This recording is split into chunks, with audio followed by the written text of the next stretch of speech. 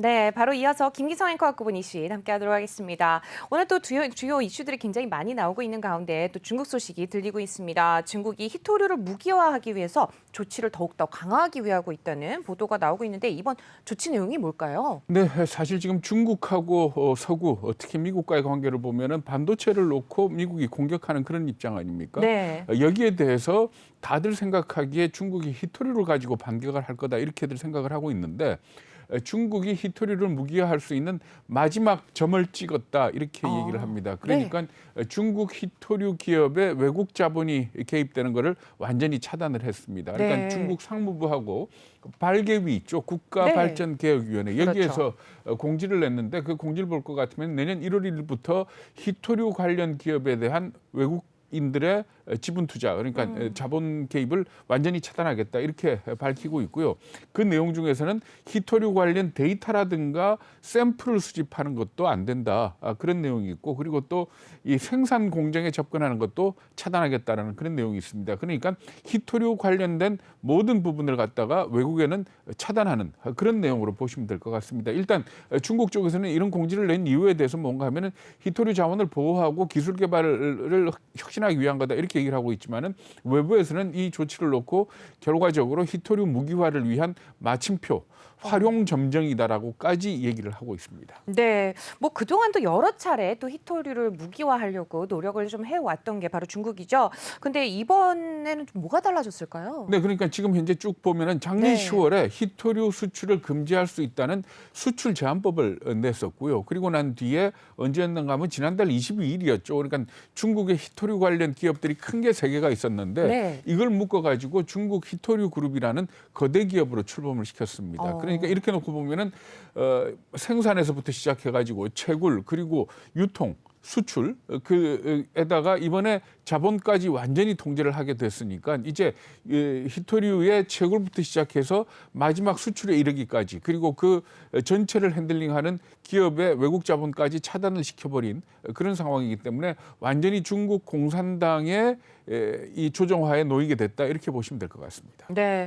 근데 뭐 이제 히토리를 무기화한다라는 건 이제 기정사실화한 것 같은데 어떤 식으로 하느냐가 좀 중요하잖아요. 그렇겠죠. 사실 뭐 중국이 히토리를 무기화하면은 다칠 나라가 여러 나라 있다 이렇게 얘기를 하지 않습니까? 네, 그러니까 그렇죠. 전 세계 히토리 공급의 85%를 중국이 차지하고 있는 걸로 이렇게 집계가 되고 있습니다. 그러니까 전체 채굴을 뿐만이 아니고 그러니까 채굴 중국 내에서 채굴하는 것 이외에 다른 나라에서 채굴해 와가지고 공급하는 것까지 있기 때문에 이게 한 85%가 되거든요. 근데 뭐 잘 아시겠지만 히토류 그러면은 첨단 제품의 비타민이다라고까지 얘기를 하지 않습니까? 그러니까 4차 산업 관련된 것 그리고 군사 무기에 관련된 것 이런데 히토류가 안 들어갈 수 없기 때문에 아마 이 히토류를 가지고 만약에 중국과 어떤 문제가 생겼을 때 이게 무기로 등장을 하지 않겠느냐 이렇게 애들 예상을 하고 있는 겁니다. 그러니까 우리가 봐서 알지만은 사드 사태 때 중국이 했던 거나 네. 아니면 팬데믹 이후에 호주와 갈등을 빚으면서 중국이 했던 조치들을 쭉 생각을 한다면은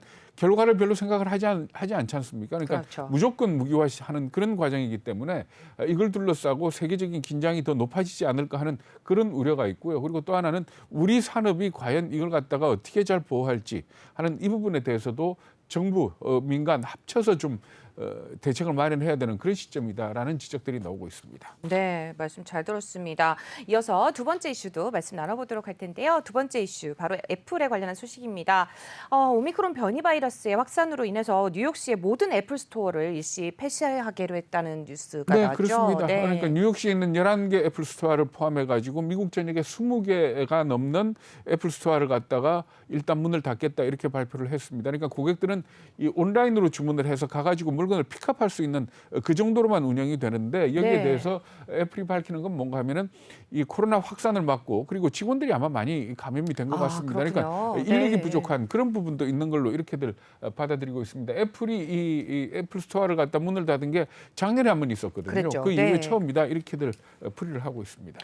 이런 추세라면은 조금 경기 회복세나 뭐 경제 회복세에 조금 문제가 좀 바로 이제 벌어지지 않을까 싶은데 실제로 미국 경제에 대한 전망이 좀 하향 조정됐다고요. 네, 그렇습니다. 오미크론 변이를 놓고 보시면 이렇게 생각을 하시면 될 것 같습니다. 그러니까 정부 차원에서는 봉쇄 조치나 이런 게 안 나왔지 않습니까? 사실 네. 그 부분도 걱정을 했는데 그럼에도 불구하고 사람들이 자발적으로 활동을 자제하고 거리 두기를 강화하고 있다. 이렇게 보시면 될 것 같습니다. 그래가지고 이게 아마 미국 경제에 좀 타격을 주지 않겠느냐라는 그런 분석들이 나오고 있는데 무디스 애널리스틱스의 이코노미스트는 미국의 1분기 경제 성장 전망을 갖다가 종전에 5.2%에서 2.2%로 대폭 낮췄습니다. 네. 그리고 또 판테온 매크로 이코노믹스라는 거기에 또 이코노미스트 같은 경우에는 직전에 5%에서 3%로 낮췄습니다. 그러니까 이렇게 낮추면서 지적했던 부분들이 뭔가 하면 야, 오미크론이 이렇게 확산이 되니까 여행도 줄고 그러지 않았느냐. 네. 음식점도 덜 가고 뭐 이런 부분들이 아마 경제에 영향을 미칠 것 같다. 이렇게 얘기를 하고 있고요.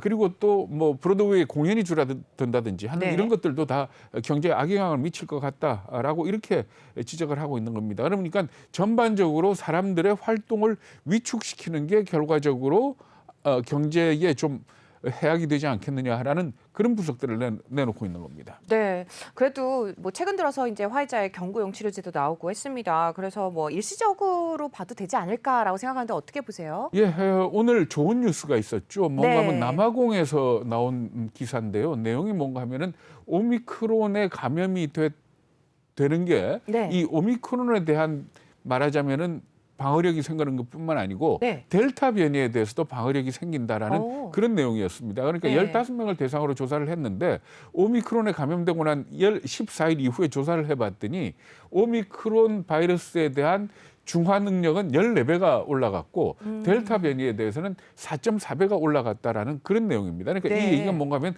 오미크론이 정말로 전염력은 강한 건 사실인데 만약에 중증화율이 좀 낮다면 네. 뭐 낮다고 지금 보고 있지 않습니까? 낮다면은 결과적으로 오미크론에 걸렸던 사람은 델타에 걸릴 가능성도 없어지게 되는 거죠. 그러니까 그렇겠네요. 오미크론이 델타를 밀어내면서 뭐 늘 하는 얘기입니다만은 네. 감기로 가는 첫걸음을 네. 내디뎠다 뭐 이렇게까지 얘기를 하는데 그런 부분들은 지금 좀 어떻게 본다면은 좀 희망적으로 볼 수 있는 그렇겠죠. 그런 부분들이겠죠. 그렇지만은 결국은 이 변이라는 게 더 발전이 되는 건지 이것도 또 봐야 될 것이고요. 그리고 네. 또 사람들이 일단은 현재는 굉장히 이 행동을 자제하고 있고 그리고 또 오미크론 때문에 이 공급망에서도 문제가 생기고 있지 않습니까? 그러니까 비행기에 승무원이 없다든지 배 선원들이 교대를 제대로 못 한다든지 아니면은 또 동남아에서도 오미크론이 굉장히 창궐을 하고 있거든요. 그러니까 그렇죠. 이런 것들이 과연 경제에 어떤 영향을 미칠지는 모르지만은 어쨌든 간에 전반적인 분위기는 그렇게 오래 가지는 않을 것 같다. 네. 그래서 1분기에 미국 경제가 조금 덜 커등하더라도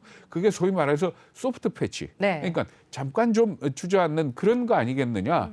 내년 전체로 본다면은 그래도 상승 기조는 이어갈 것 같다라는 그런 좀 희망적인 얘기들이 많이 나오고 있습니다. 네, 한 해를 마무리하는 시점에서 좀 희망적인 내용이 들리는 것 같아서 좀 좋은 것 같습니다. 그렇다면 결국에는 연준의 긴축 움직임으로 좀 가지 않을까라고 싶은데 뭐 시장의 관심이 그쪽으로 쏠리지 않을까요? 네, 아무래도 그렇게 봐야 될 것 같습니다. 그러니까 뭐 짧게 말씀을 드리면은 그 CME 그러니까 시카고 시장그룹의 그 패드워치 있죠. 여기에서 예상하고 있는 걸 보면은 5월달에 금리를 올릴 것이다라는 3월달에 금리를 올릴 거라는 예상이 63.9%고요. 5월달이 76%입니다. 그러니까 이제 금리 인상은 뭐 기정사실에다가 땡겨진다라는 부분까지도 받아들이는 그런 자세가 필요할 것 같습니다. 안녕하세요. 내외경제TV의 장유진입니다. 저희 내외경제TV의 다양한 영상과 콘텐츠 잘 보고 계신가요?